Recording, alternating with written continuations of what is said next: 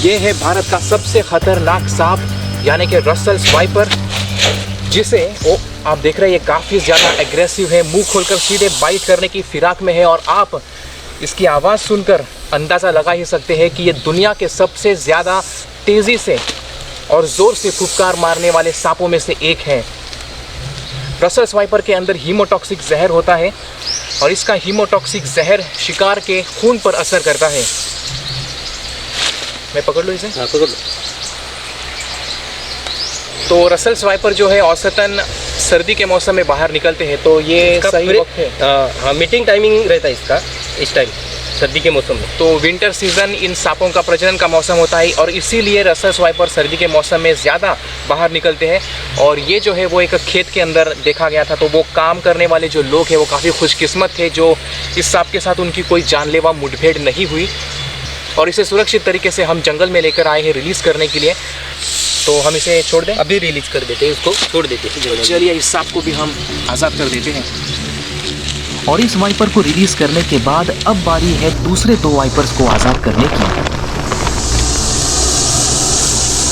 और ये है दूसरे दो रसेल्स वाइपर जो यहाँ पर कुंडली मारकर बैठे हैं और यही है इनका सिग्नेचर पोज। तो ये रसेल्स वाइपर कहाँ पर रेस्क्यू किए थे? ये अपने गाय के तबेले में था और ये अपने घर में गया था।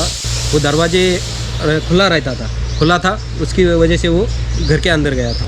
तो एक सांप तबेले के अंदर था और एक सांप घर के अंदर था।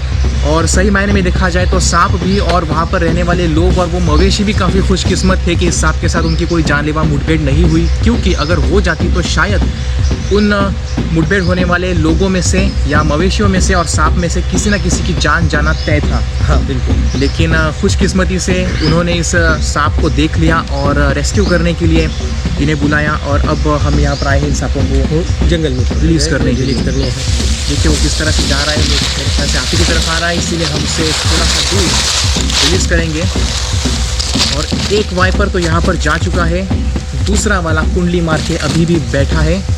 ये सांप भी वैसे हानिकारक नहीं होता तब तक जब तक कि आप इसके साथ कोई खिलवाड़ नहीं करते। और अगर आपने इसके साथ खिलवाड़ किया तो हो सकता है ये अपनी जान बचाने के लिए आपको बाइट कर दे।